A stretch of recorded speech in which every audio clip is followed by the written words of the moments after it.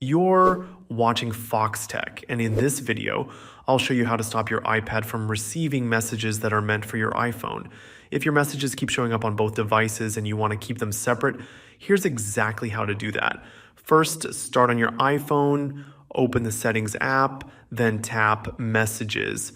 From there, tap on Text Message Forwarding. You'll see a list of your devices. Find your iPad in that list and toggle it off. This step stops SMS messages from being forwarded from your iPhone to your iPad. Now let's take care of iMessages. On your iPad, open Settings and go to Messages again. Tap on Send and Receive.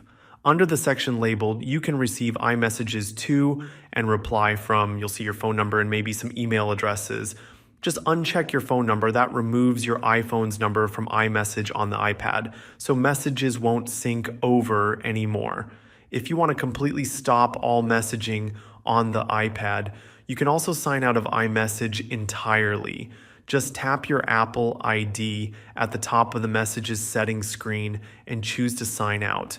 That fully disconnects iMessage on the iPad. Thanks for watching. If this helped, be sure to subscribe to Foxtecc and give the video a like. See you later.